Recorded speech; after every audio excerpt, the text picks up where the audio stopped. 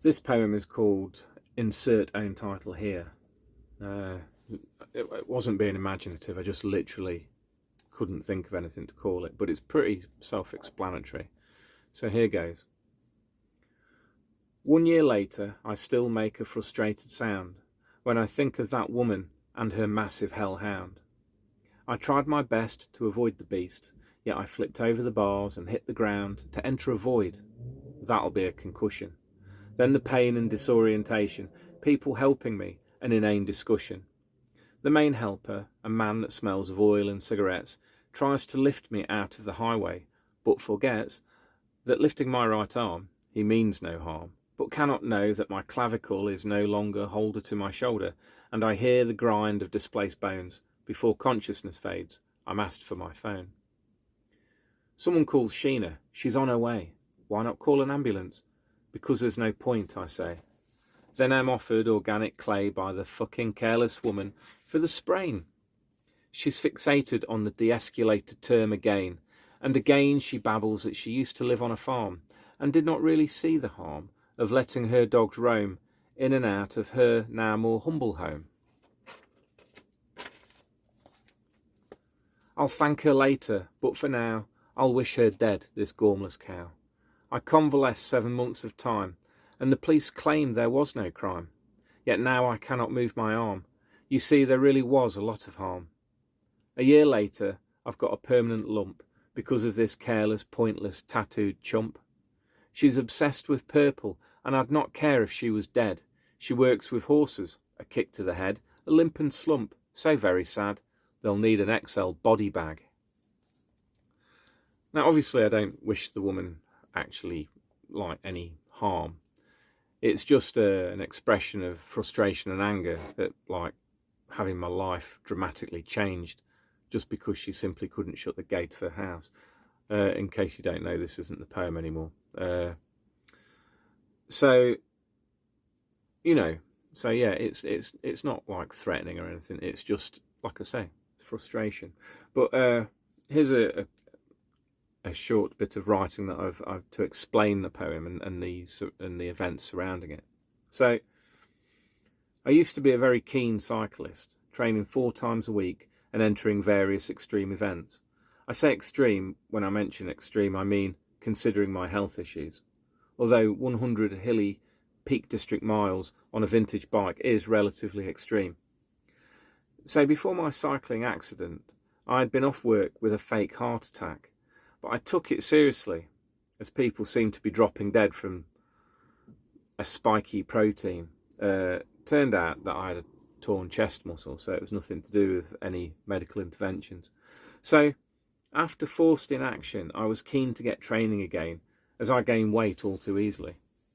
So 5 minutes from home, I'm travelling at 22.5 miles an hour on my road bike through a small village when a very large dog runs across the road.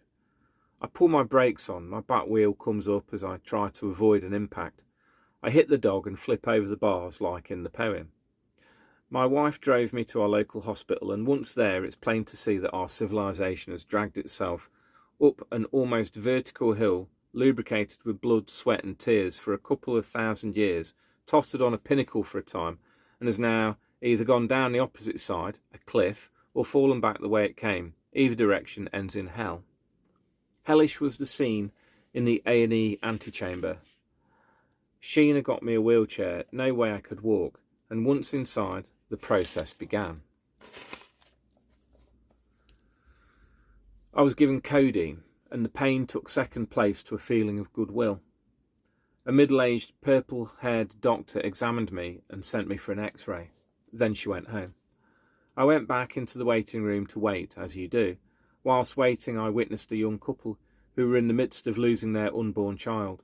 They were at the point where they still thought the child could be saved, their faces showing fear mixed with hopefulness. I've, unfortunately, some experience in this area, and from what I could hear them saying, they'd lost a child. I hope I'm wrong. I saw a young lad I knew from the place where I worked at the time. He was with his girlfriend. She had been playing rugby, and somehow her leg had, from the knee, bent very much the wrong way. I wish them well. A nurse tried to fit a cannula to my left hand. She failed, and I like to think she did it deliberately to stop me becoming one of the ever-growing number of excess death that nobody seems to know anything about and officialdom ignores. I drank liquid morphine at regular intervals for the next 9 hours. The only thing of note was witnessing a woman who was my age but looked 10 years older banging on to anyone who would listen about her life. Her life summarised could be expressed thus: born, married, pregnant, times 6, messy breakup, multiple partners, alcohol and drug abuse, physical abuse, 2 more kids, and now she was in hospital. Another older lady was wandering around talking coherently to people about all sorts of things before delivering the punchline that she had dementia. I've certainly... I'm just, as a note here, I'd say dementia is a bit like a modern military bullet, designed to wound but not kill, so taking others to rescue, help and treat the wounded, who can also still die. Dementia has similar collateral damage and has a huge cost, both financial and stressful, on everyone involved. That's just kind of a side note about it that occurred to me after I'd written this. I've certainly met quite a few people who appeared more demented than her, but without a label. I think there are lots of reasons for people's dementia, reversible reasons, but the care system generates so much money for some powerful people who don't want it to end, not to mention the charities. It used to be a rare condition. What changed? Anyway, the other thing worth noting was when the morphine was wearing off and Sheena went off to see if she could find anyone who spoke English to give me some more, I'd been sitting in the same position for about 9 hours and my lower back and arse were feeling numb and I needed to move.